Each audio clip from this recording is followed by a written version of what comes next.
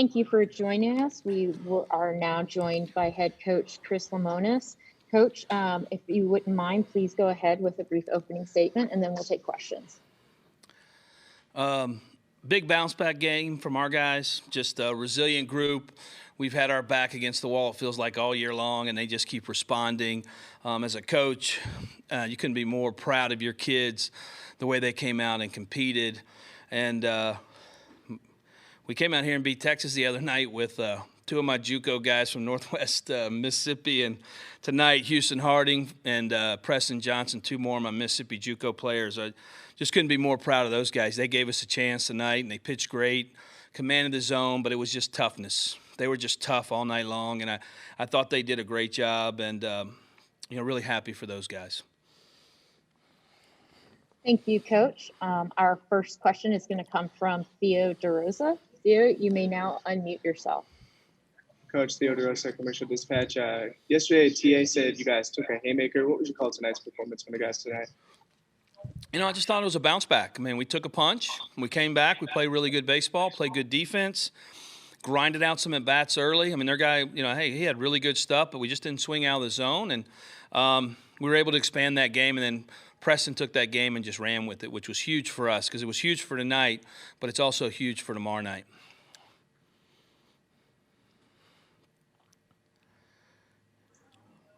Thank you, Coach. Our next question is coming from John Sokolov. John, you may talk. Hey, Chris, John Sokolov with WCBI in Columbus. You mentioned Hootie there, but 3 out of the last 4 times that y'all's backs were literally to the wall with the season on the line. The Campbell game, Notre Dame tonight. I mean, he's really delivered. I mean, what makes him live so well for these moments, and what does he kind of mean to you? He's just a tough kid. I mean, he had good stuff in the first, maybe the second, and then the next 2 innings he was just pitching on fumes. He just we got him going early, then we had the rain delay, then he had to come back out, then we had the long inning, and he just kept going out there and competing, and that's what he does. He has good stuff, but he gives us a chance to win every time he runs out there, and really happy for him to be able to pitch so well on a big stage like that. Our next question will come from Steve Robertson. Steve, you may ask your question. Steve Robertson with genespage.com. Chris, you talked about these nerve-wracking games and how you have to each them out. Tonight you get some margin in this one and able to get some separation. Did you expect that to happen in the College World Series final, and how do you feel about it right now? Well, we're ecstatic because, 1, we're still playing, and 2, we used 2 arms tonight. And it gives us we got some opportunity to use some different guys tomorrow now because of the score, and I just, like I said, it was nice after the game. I grabbed Landon and I said, man, it sure was nice not having to pitch you tonight because I feel like in every win for the last month, he's been out there. So for him to have a night off and us still get the victory was huge. Our next question will come from Elizabeth Merrill. Elizabeth, you can ask your question. Do you suspect that Bednar will pitch tomorrow? We have no idea right now. So we'll assess everything when we get back, look at our arms, and try to figure it out. We'll probably know something midday tomorrow. Thank you, Coach. Our next question is coming from Teddy Cowhill. Just what did you think of the approaches tonight? I mean, you had 10 walks, 14 hits, mostly singles. What was the key to locking in on those pitchers? We wanted to grind him out. I mean, he has really good stuff, and the batting averages off of some of his stuff is really tough. So we just felt like we really had to stay on the ball, move the ball, stay in the strike zone, and hit balls in the strike zone, and we were able to do that. And I think our crowd helps a little bit. They help us as guys get into the stretch and get into high ball counts. Makes it a little tougher to pitch, but that's kind of the basic approach. We had it last night too. I thought our guys did a great job last night. I know we only scored a couple runs, but they have premium pitching, so you're going to have to lock in and stay short and grind. Thanks, Coach. We have time for 2 more questions. Our next question will come from Nick Suss of the Clarion Ledger. Hey, Chris, you're probably going to have to end up facing Rocker again tomorrow. You've seen him a lot these last 3 years. Just what is the key to approaching him if there is one? Well, he's one of the best to probably ever play in college baseball. So I keep telling our guys it's going to be a tough road. Our road's always going to be the tough road, and we're going to have to be one of the best if we want to win the national championship. One of the keys is to grind him out also. It's, and make him throw his breaking stuff in the zone. A lot of it's, the breaking stuff's out of the zone. So for us to have good at-bats, to be locked in, to make him work, which is what we do. That's usually our goal anyway, no matter who's pitching. But with Kumar Rocker, it's definitely, he's, like I said, he's one of the best to ever pitch in college baseball. Thanks, Coach. Our last question will come from Joel Coleman. Chris, we talk about it all the time, so it may be a repetitive question, but you guys out there in front of 22, 23, 24,000 fans, and it's probably 90, I don't know what the percentage is, but there's a lot of maroon and white out there. Just how special is that to have that over the course of this event? And as you try to bounce back today, you got your fan base there, and they'll be there tomorrow too, I'm sure. It's really special. It's Everett, our bus driver, gave me a hard time on the way because you could barely pull the bus out with all the fans everywhere. And, you didn't have this at the Citadel. And no, sir, we didn't. It's one of those things where this is unique. It's not everywhere. And our fans, the passion they have for baseball and the history and the tradition, and this is a family, program. And so seeing everybody there, it was nice to win tonight because you'd hate for everybody to come and us not play well. And I didn't feel like we played great last night. So playing great tonight and giving them a chance to see us do something special tomorrow will be a big moment. Okay, thank you so much for your time, Coach. Thank you. We will be joined. Thank you. We will be joined momentarily by Scotty DeBruyne. Please use this time to raise and lower your hand as necessary.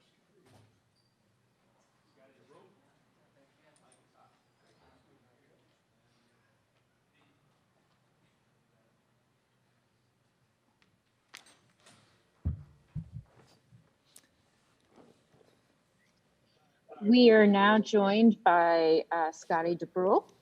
We are going to use the raise hand function, and our first question will come from Robbie Falk. Hey, Scotty, Robbie Falk, Starkville Daily News and 247 Sports. Big night for you, knocked in 4 runs and had some key at-bats there. What was the approach from the entire team tonight? And y'all just came up there and it just looked like y'all were really patient and also just had some great at-bats all night. Yeah, we're just going to stay in the moment, just stick to our approaches and look for good pitches to hit. You're not trying to complicate things. You just keep doing the same thing you've been doing all year, and it clicked for us tonight. Our next question will come from David Murray. David Murray, Jeans Page 24/7. After last night, this team has been so good at bouncing back. You did bounce back. Now, how do you come off this great big high and get refocused in time to play for the championship tomorrow? We take one game at a time. This game is done. We're going to recollect. We're going to remain cool, calm, and collected, and bring the same energy out tomorrow. But we know this game is over, and it's going to be a new day tomorrow. And we're going to have to face tough arms. So, we'll keep the same energy, though. Thank you. Our next question will come from John Sokoloff.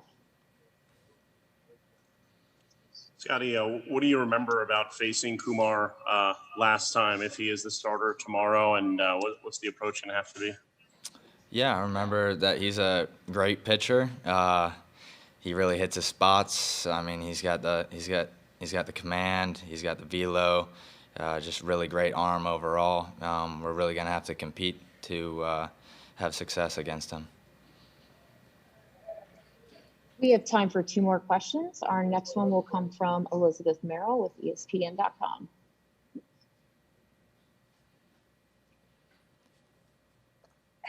Have you thought about kind of the history and what tomorrow could mean if you guys are able to win, as far as this giving your school the first national championship in any team sport? Yes, I've thought about it, but you really can't think about it too much. You just got to take it a pitch at a time, and if that moment comes, we will be grateful. But we're just gonna go out and do our thing tomorrow. Our final question will come from Steve Robertson.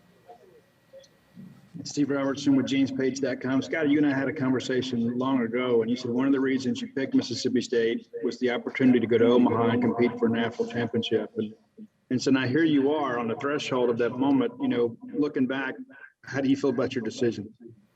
Oh, I'm ecstatic about it. This is one of the greatest decisions I've ever made, and I just really appreciate the coaching staff and fans for welcoming me here. So. Thank you, Scotty, so much for your time. We will be joined momentarily by Preston Johnson. Again, if you wouldn't mind raising and lowering your hands as needed. Scotty, thank you for having you. Thank you.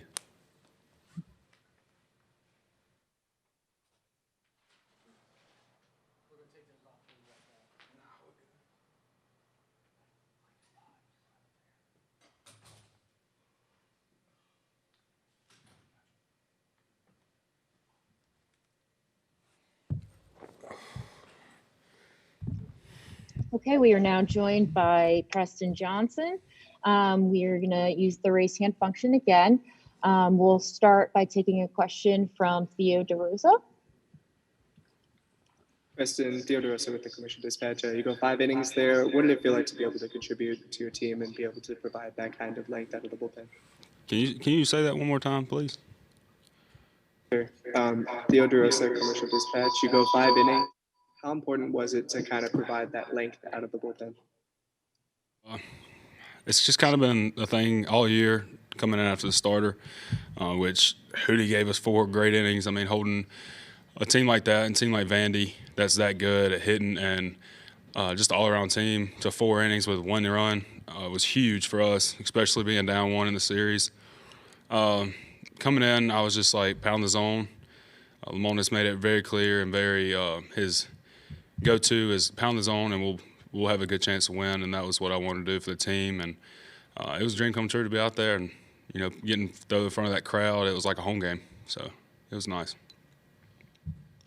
Our next question will come from Michael Ferreira. Hi, Preston. Michael Ferrara here with Berg Sports Network. You mentioned the fans. What was it like to see the maroon and white and have that atmosphere of all those fans coming all the way out to Omaha? I got chills when you said it. It's amazing. It's why every little boy in the world wants to come here. That's why we enjoy it so much to be here. Our fans are the best in the country, and that's just 100% fact. To have that many people travel that all the way across the world to just be with us and live our dreams with us is unbelievable. On the mound, hearing those maroon and white chants and "Let's go State" and seeing the smiles on their faces makes it even more bliss. It's awesome. Our next question will come from Nick Suss with the Clarion Ledger. Hey, Preston, I think that was almost twice as many pitches as you've thrown in any outing this year. Did you know you had that kind of length in you? I did. The whole thing with coming in, I've always been a starter. I never relieved the game until I got to State. And me and Coach Fox and Coach Lim, we had 3, 4, and good starters that are just as good as anybody in the country. And getting a spot to start would be hard, would be a challenge that anybody wants to achieve. But coming in, I fell into the role of being the go-to guy of the pen and coming in after the starter, and I just wanted to do it. Like you mentioned, the twice as many pitches as I've thrown this year. The whole thing is, I think that was twice as many innings as I've been this year, and I love doing it. It's awesome. It gives you an adrenaline rush, and the whole thing with coming in, I'd come in Fridays and then be able to throw just as many on Sunday, which is kind of prepared me for this moment. We have time for 2 more questions. Our next question will come from Robbie Falk. Hey, Preston, Robbie Falk, Starkville Daily News and 247 Sports. Pretty sure you waved goodbye to that home run. Did I say that correctly? I mean, how much fun were you having out there? It was a lot of fun. It was a dream come true. Like I said, the Lord has blessed me with so many opportunities, and that opportunity to do that was unbelievable. And the whole thing was just thanking him the whole time in the dugout, after the innings, before the innings. I threw that pitch, and it was kind of I had thrown 2 sliders first pitch to the other guys, and he was sitting on it, and he hit it. He got it. He got me. A good team like that, you can't make mistakes. And I made a mistake with 1 pitch, and he hit it a long way. So hats off to him. Good swing. That's about all it is. And our final question will come from Steve Robertson. Preston, after your first start, or your first appearance, you made a comment that you kind of prayed to yourself and said, hey, show them that you belong, Preston. And now here you are. You've won the game that's got Mississippi State 1-1 away from its first national championship. Can you talk a little bit about your path? I mean, just how you've kind of maybe matured this year and kind of accepted this role with the Bulldogs? Yeah, I came in the thing, like I said, previous questions, I've never relieved the game until I got here. And it's a whole different process of getting ready and getting your body used to that and prepared for that. And like you said, you belong right there. And that's what, when I talk to the Lord before the inning, I'm just like, Lord, you got me here. Just be with me. Get me through this, and all glory to you. Somebody see you through me. But it really just comes down to going out there and competing. The journey has been unbelievable, and definitely matured. The hitters are unbelievably talented. The pitchers are unbelievably talented, and you got to do everything right. That's just like that guy hit that ball a long way. I made 1 mistake. To see all the crowd and coming in there and throwing in front of that many people, you definitely have to mature. The path is hard, gruesome. I mean, I've never thrown in front of more than 200 people before, and now I'm throwing in front of 25,000. The journey has been an unbelievable journey, and I would not want to do it with anybody else besides the guys in that locker room. Preston, thank you so much for your time. Thank y'all. That concludes our Mississippi State press conference. Thank you all for participating. You can find a recording of this press conference in the NCAA Digital Media Hub at ncaa.veritone.com. Transcripts are also available on ncaa.com/transcripts. Thank you for joining us, and we'll see you for Game 3 tomorrow.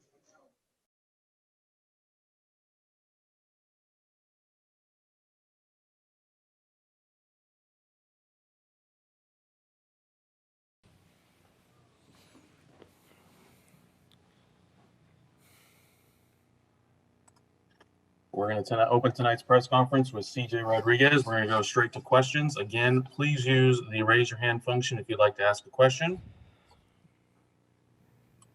We're going to go first to Steve Lehman. And again, please state your name and affiliation when asking a question. CJ, Steve Lehman, News Channel 5 in Nashville. Just what is the mindset of this team tonight? It didn't go your way, but you obviously have a ton to play for tomorrow. How do you turn it around, refocus, and get ready to go 24 hours from now? Just got to have a short memory. I think we need to wash this out as fast as we can and get it done tomorrow.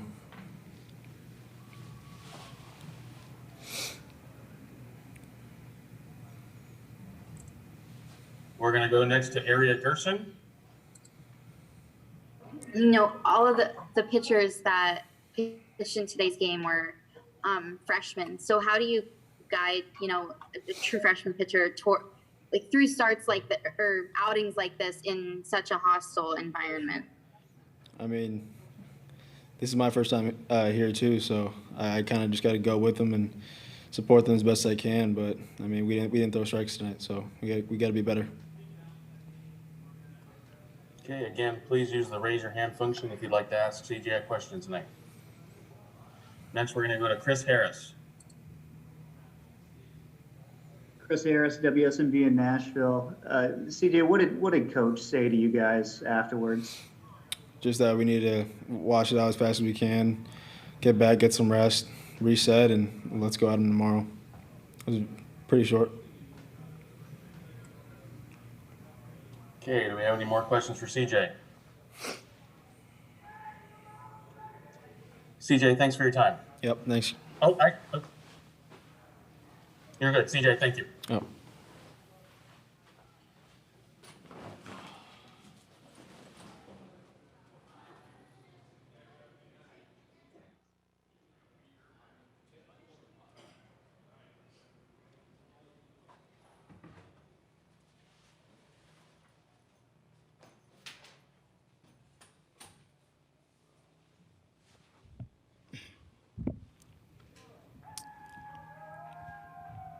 Next, we're joined by head coach Tim Corbin. Coach, if you would open with a brief statement on tonight's game, and we'll open it up to questions.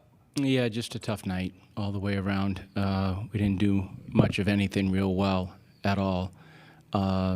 So we have to regroup quick and concern ourselves with tomorrow. Okay, we're going to open to questions. Again, please state your name and affiliation when asking. We're going to start with Steve Lehman. Tim, Steve Lehman, News Channel 5 in Nashville. Obviously disappointment tonight, but everything to play for tomorrow. Is there any challenge of getting your guys to refocus and be back ready to go? No. Our next question is from Aria Gerson. You went with several pitchers tonight that, haven't pitched in a month or so. So, what was the strategy of using those guys? Was it just to save some of the other relievers for potential third game? Yeah, we just needed to eat some innings some way, somehow. Tough sledding for those kids. They're all freshmen, first-year guys. To your point, they haven't pitched a whole lot, so first opportunity out here is rather difficult. I thought Berkowitz threw well. I thought he threw a lot of strikes, and that was a good inning for Danye Evans for the most part. Next question comes from Chris Harris. Chris Harris, WSMV in Nashville. Tim, it's been a while since you guys have had a game like this. What do you lean on with them to know and feel confident that they're going to be able to refocus and go tomorrow? I don't know, Chris. I mean, yeah, we haven't played a game like that, but whether it's 13-1 or 2-1. I mean, if you lose 2-1 and it might have more of an effect than the 13-1 game. It's embarrassing to play a 13-1 game, and it's not fun to play like that. But at the same time, it's a loss, and you can, a loss is a loss is a loss. They're not worth more than the other. So all you're left with is a next game, and everyone would sign up for that. Question is from Robbie Weinstein. Hi, Tim. I know you may not know for sure until tomorrow, but what are your, hopes for what Nick Maldonado can give you tomorrow out of the bullpen if necessary in terms of laying? Yeah, we just don't know yet, Robbie. I mean, I think today was an important day for all of them, no matter who it was. But we've got able bodies tomorrow. I mean, whether it's Nick or anyone else, we just try to. Once we wake up, once the kids start moving around a little bit, start moving their arm, we'll kind of determine what we need to do. Next question comes from Chris Lee. Chris Lee, VandySports.com. Yeah, Tim, with Kumar, presuming he's who you throw tomorrow, do you approach his outing or his pitch count any different, I guess, with 2 fewer days rest than you would have for him during the year? Yeah, I mean, we'd manage that in a way that we need to. We've been in these spots before out here. Had to do it with Fulmer and Buehler, so it's kind of what it is. I mean, you get into a situation much like them with Bednar and Sims and so on. You just do what you have to do within reason, and certainly health comes into that equation. Next question is from Greg Eschelin. Hello, Coach. Greg Eklund from Omaha Public Radio and NPR. It was reported earlier today that some Vandy families last night had some racial slurs directed at them. How did you learn about that, and what is your reaction? My reaction? Yes. It's very concerning. I mean, that's not about the baseball game, but, I'm not going to go into that. It's just bad behavior, poor behavior. Tough to fathom that happens, but no, I'm not going to talk about it. Next question is from Chris Harris.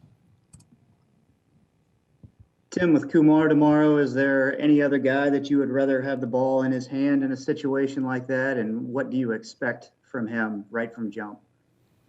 Compete. He'll compete. Give him the ball. He'll compete. Next, we go to Steve Lankman. Tim, you've talked about before how special it is to be playing on the final night of the college baseball season, national championship on the line. It'll be the fourth time you've done it now. Just how great is that feeling going to the ballpark tomorrow with a team with a chance? Yeah, I mean, it is, Steve. I mean, I don't take that for granted. The fact that you're here and you can start the baseball season on opening day and you can close it, there's only two teams that get an opportunity to do it. We've been very fortunate to be in this situation, as you said, and this is a different team. It's a new team in a lot of different ways. They really have played very consistent baseball, and the fact that they could put themselves in this position is a credit to them. Now the moment will be trying to finish it off, and we'll look forward to that opportunity tomorrow. Next question is from Greg Eklund. No question. Seeing no more questions, I appreciate your time, Coach. Thank you. Thanks, guys.